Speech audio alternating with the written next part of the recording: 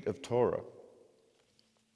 We are very blessed that among those who teach and spend time here at Kol Ami during this past year, there is a wonderful young man, a rabbinic intern named Noach Lawrence, who has been doing some teaching and some preaching here at Kol Ami during this past year.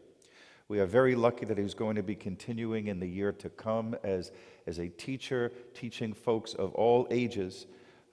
His Torah learning is deep and wonderful, and we're very fortunate that he will be teaching us on this very Shabbat Eve.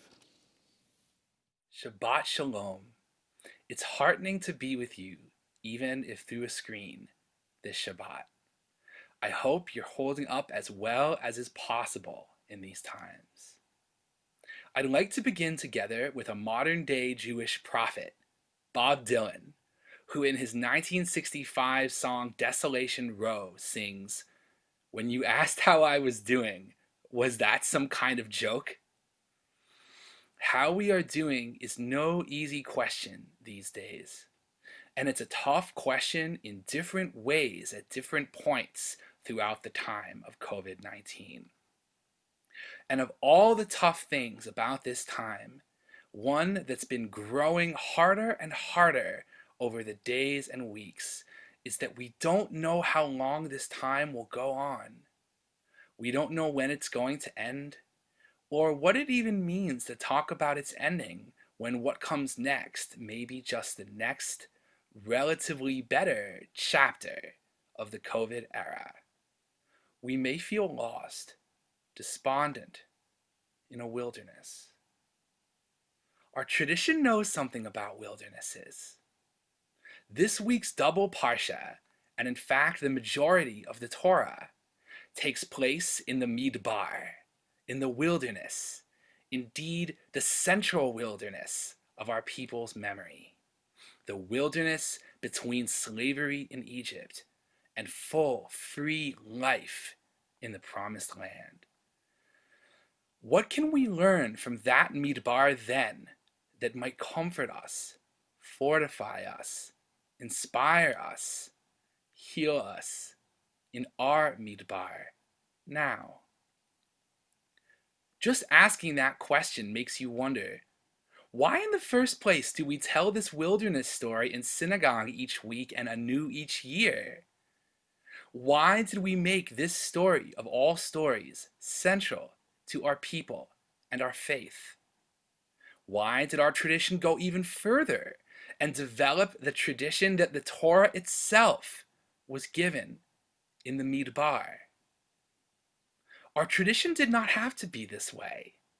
Sometimes we know our classic texts too well, and what they most deeply, specifically mean slips through our fingertips. We could have set up a weekly cycle reading the grand stories of the founding of the Kingdom of Israel, not wandering in the desert. We could have recounted that the Torah could be given only in the glory of Yerushalayim, of Jerusalem, and the temple, not with expanses of bare brown all around. We could have said that stuff about slavery and the wilderness, that's not something we really talk about. Too dark, not worth thinking about anymore, maybe even a little shameful. But we don't say that. We tell our story of the Midbar, of the wilderness, and a Torah received precisely there, week in and week out, year in and year out. Why? And how can it help us now? There's a tradition of asking this question in the classic texts of those who came before us. In the Talmud, the Rabbi Rava of 4th century CE Babylon says the Torah was given in the wilderness because the wilderness is hefker, ownerless and open. So we must make ourselves hefker, in other words, open and humble. Later, from around the 11th or 12th centuries, there's a midrash from the volume Bamidbar Rabbah that says the wilderness is universal, free to all in the world, so too Torah is universal and available to all who seek it. Let me suggest another answer to this age-old question that is apt for our present moment. We retell the story of our journey through the Midbar, through the wilderness, because our journey through the Midbar ended. This teaches us that journeys through the wilderness do end. We retell the story of our journey through the Midbar because we got to the promised land once. This teaches us that we can get there again.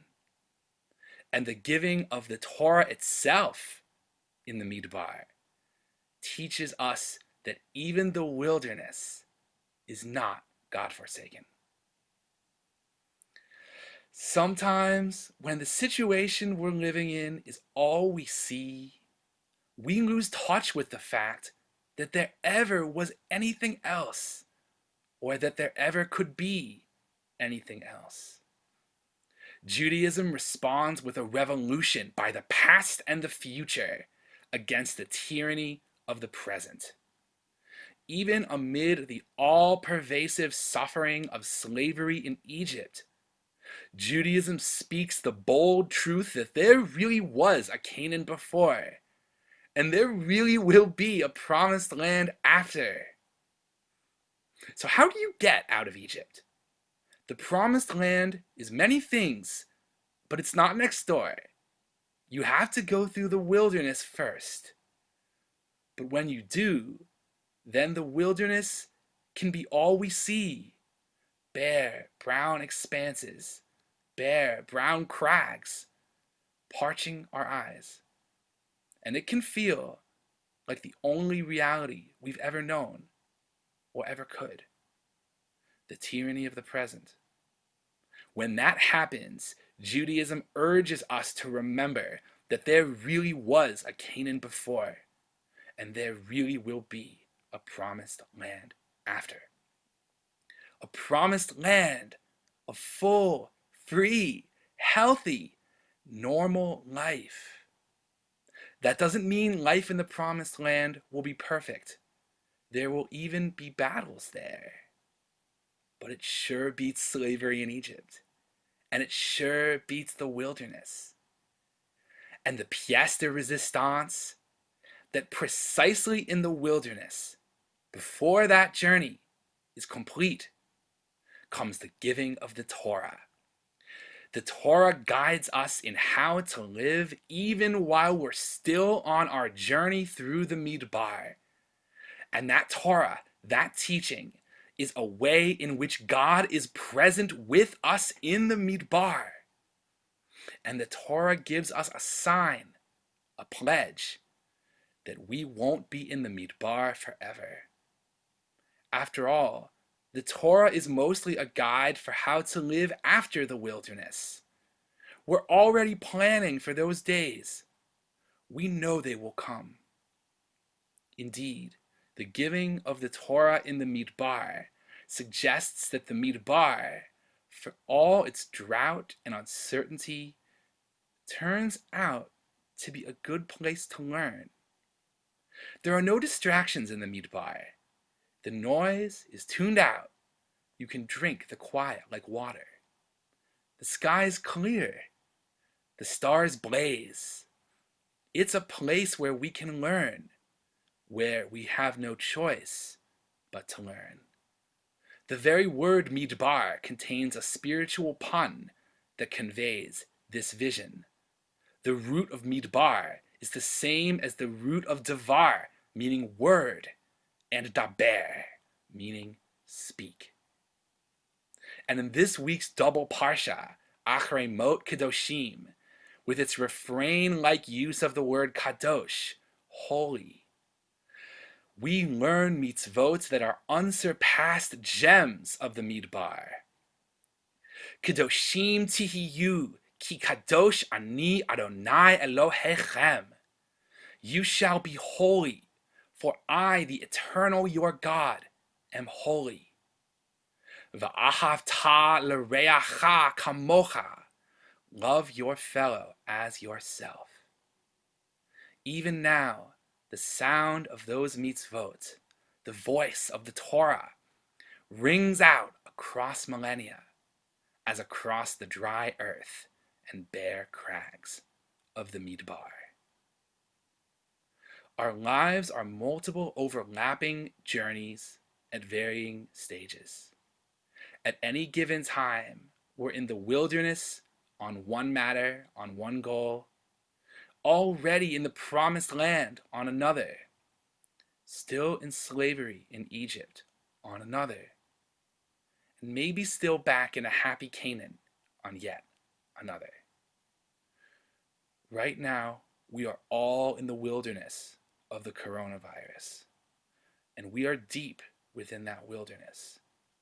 And it is just as true that we will get to the promised land. And the crags will be bare brown across the horizon, and we will get there. And the way ahead will twist and swerve, and we will get there. We know, as human beings created in the image of God, that twisting paths and bare crags are not all there is. And in a surreal, poignant way, the era of the coronavirus, challenging and even tragic as it has been, has indeed turned out to be, along with everything else, an era of learning. In the news, somehow right alongside the stories of hardship we know so well, are stories of families spending more time together, eating more meals together, talking and listening to each other more, even having fun a little more, and people newly focusing on doing what matters and what lifts us up, and treating each other right. In other words, focusing on how to be holy and how to love our fellows as ourselves. All that we learn in these days will guide us in making of this Midbar the best that we can. As the great mid-20th century Austrian Jewish philosopher and psychologist Viktor Frankl taught us, we may have limited control over the circumstances we face, but we have infinite control over how we will face them. What we can strive to learn in these days can guide us to be the best human beings we can be once we do get beyond this Midbar and into the promised land. It's never too early to start planning for the promised land. It is our plans for that promised land that give meaning to our journeys through the Midbar. And our plans for that promised land serve as a sign that the promised land is a place we truly can reach. That's what promised lands are for. Shabbat Shalom. Thank you. Wishing you and yours wellness in all ways.